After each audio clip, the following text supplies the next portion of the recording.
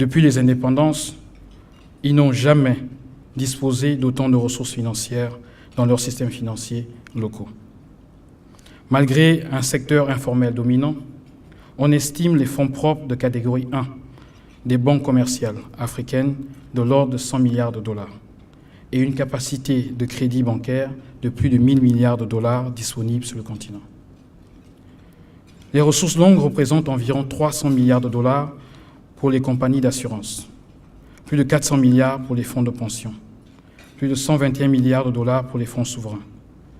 Rien que l'industrie de la gestion d'actifs regorge plus de 600 milliards de dollars. Toutes ces ressources longues étaient quasi inexistantes jusqu'à plus de 30 ans après les indépendances.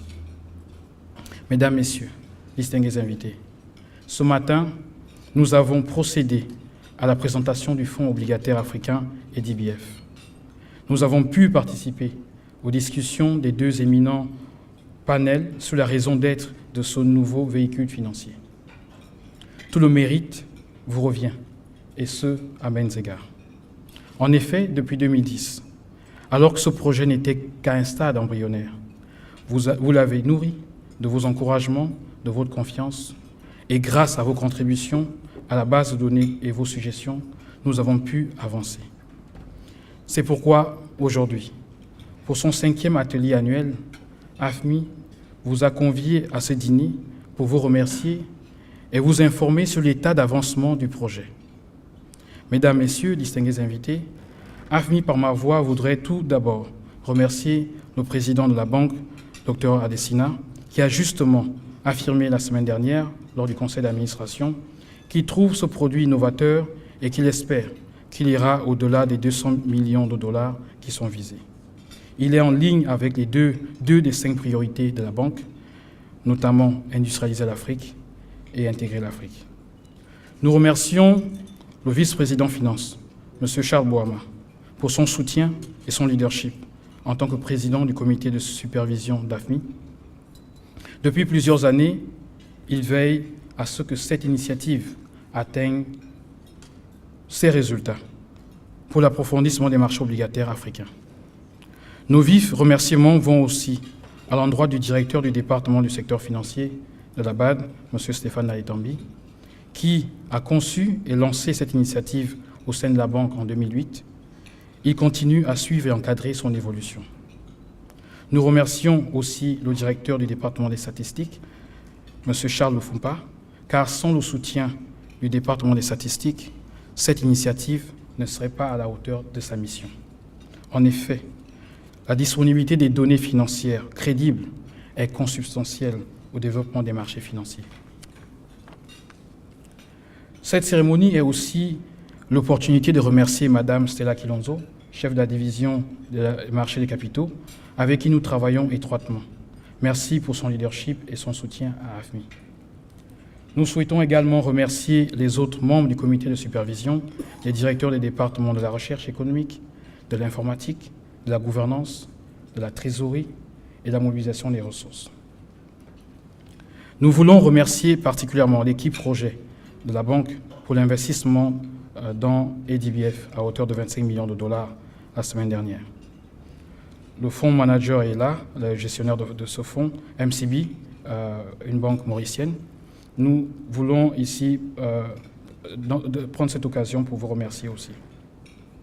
Nous remercions de manière générale l'écosystème financier du continent pour leur contribution. L'équipe AFMI qui est dans la salle, Anliu Meite, qui est le plus ancien, il a rejoint la banque, l'initiative avant moi, qui est là, merci.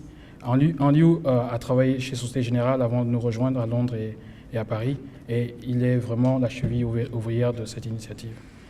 Il y a Tonlé Théophile qui nous a rejoint, il travaille chez Bloomberg et il est avec nous depuis cette année. Julie Kael, le statisticien et matheux, qui doit être dans la salle aussi, qui travaille sur les courbes de taux avec Albin, qui est polytechnicien et qui travaillait chez Slig Invest à Londres et qui nous a rejoints. Donc, ces deux personnes qui, très souvent, voyagent à travers les pays pour aller donner des formations sur les courbes de taux, sur la liquidité, la gestion de la liquidité et aussi aider les banques centrales dans la collecte des données. Saoudatou, elle est dans la salle, qui est dans le programme des YP, et qui, avant de rejoindre la banque, travaillait sur les plateformes pétrolières. Tarak Hosni, statisticien, qui est là aussi dans la salle et qui aide ce réseau de plus de 40 banques centrales à collecter ces données pour l'initiative des marchés financiers. Tout cela sous la supervision de Slaidine Saidi, qui est l'ancien directeur général de l'Institut tunisien des statistiques, qui est un ancien de l'ENSAE et qui effectivement apporte un soutien fondamental dans ce travail.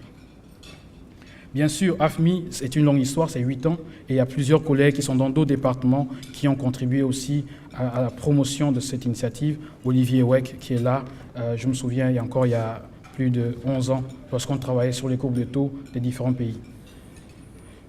Mesdames, Messieurs, distingués invités, mobiliser l'épargne domestique nécessite une approche holistique, couvrant l'environnement des investissements, la crédibilité des politiques macroéconomiques, le développement du secteur financier, la répartition des revenus et les taux de change. Comme disait le président Roosevelt durant son allocution sur le New Deal, je cite, « Il y a de nombreuses manières d'atteindre ce but, mais il n'est pas possible d'y arriver en ne faisant que parler. Il nous faut agir et agir rapidement. »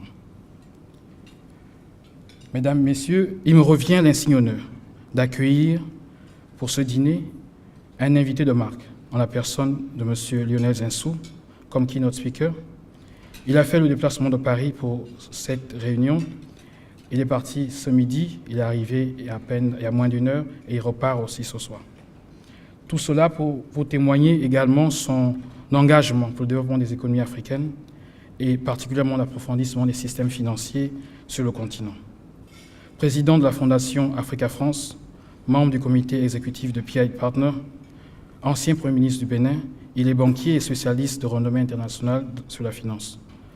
Mesdames, Messieurs, je accueille M. Lionel Zinsou qui va vous adresser quelques mots sur la finance et sur le développement de la coopération entre la France et les pays africains. Je vous remercie.